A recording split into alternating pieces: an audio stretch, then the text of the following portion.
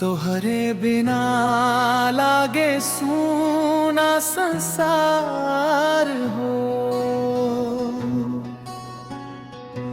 दिलवारो वे दिन रात जान हो। नैनन में बस लू तू ही प्यार हो। का करी अब तू ही बताव हो।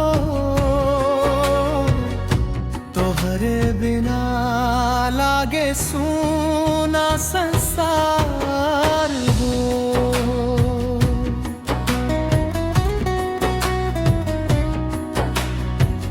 जब से तोहरा से नजर मिली, दिलवा के हालत बदल गई। सांसों में बसल बाड़ू तू, जिंदगी में खुशबू भर गई। रात दिन तोहसे बात करे के मन, तोहरे बिना लागे सूना गगन। तोहरे बिना लागे सूना संसार हो।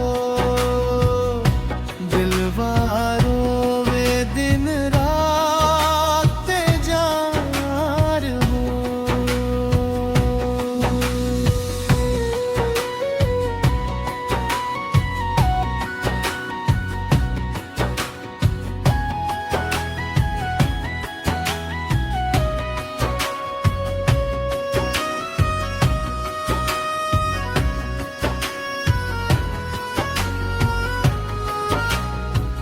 चांद से प्यारी तोहार सूरत, सूरज से उजड़ तोहार नूर। तोहरे खातिर सब कुछ छोड़ बे, बस तू रह जा हमार हजूर। दिल के हर धड़कन में बस लू तू, अपना सहारा जुदाई के दर्द तू।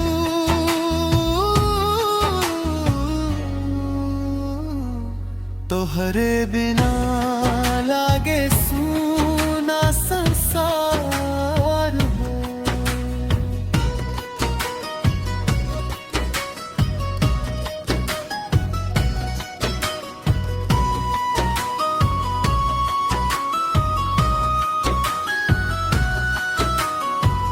कसम से कहता नी जान हो,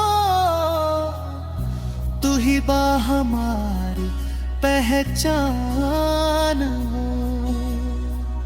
रहब साथे हर जन्म में, बस चाहत भगवान हो। सपना में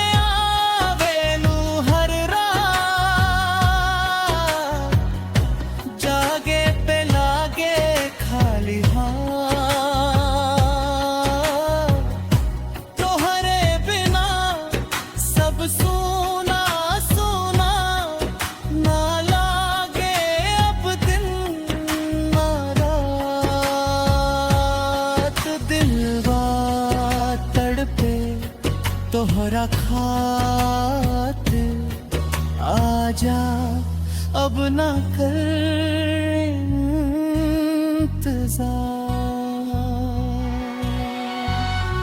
तोहरे बिना लागे सूना संसार हो। दिलवारो वे दिन रात जान हो। हंसी तो हर जान ले जाला, बात तो हर दिल छू जाला। चल सजनवा दूर कहीं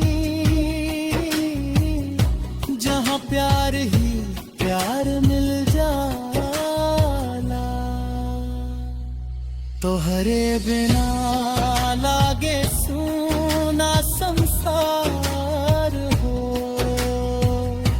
दिलवारो वे दिन रात जान हो, नैनन में बस लूं तू ही प्यार हो, अब ते आजा हमारा